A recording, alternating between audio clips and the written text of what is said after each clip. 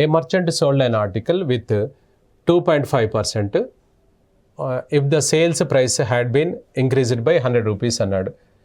తెలుగు అదే ప్రశ్న మనం తెలుగులో చూసుకుంటే, సో ఒక వర్తకుడు తన వస్తువును 2.5% నష్టంతో అమ్మాను. ఒకవేళ 100 రూపాయలు ఎక్కువ చేసి అమ్మినట్లయితే 7.5% లాభం వచ్చును అన్నాడు. అయినా ఒకవేళ 12.5% లాభంతో అమ్మినట్లయితే అమ్మకపు వేల ఎంత ఉంటుంది అని అన్నాడు.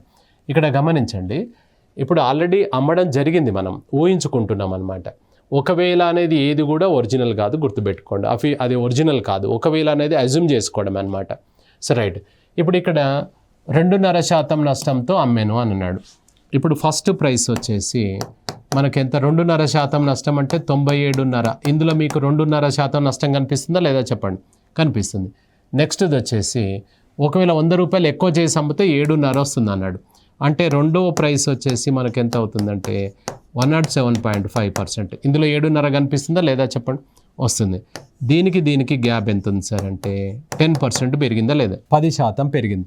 ఈ 10% అనగా 10% పెరిగితే ఈ 10% ఈ 100 రూపాయలు అన్నమాట.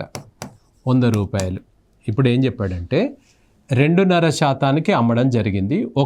ఒకవేళ 100 రూపాయలు పెంచి అమ్మితే 7.5% లాభం వచ్చును అన్నాడు. 2.5% నష్టం అంటే మనం అమ్మింది 97.5కి అమ్మినాం. 7.5% లాభం అంటే మనం అమ్మింది 107.5%కి అమ్మినాం.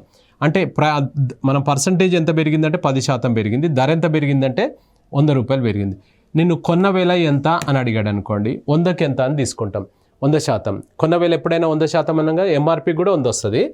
నెక్స్ట్ మనని అడిగింది 12.5 లాభం వేసుకొని అమ్మండి అన్నాడు. అగైన్ సేల్స్ ప్రైస్ విత్ 12.5% అనమాట. ఇప్పుడు మీరు గమనించాలి, ఇందులో 2.5 నష్టం కనిపిస్తుంది, ఇందులో 7.5 లాభం కనిపిస్తుంది, ఇందులో 12.5 లాభం కనిపిస్తుంది. 100కి మీద ఉంటే లాభం, 100 కింద ఉంటే నష్టం. క్రాస్ మల్టిప్లై చేయండి, ఎంత వస్తుంది ఆన్సర్.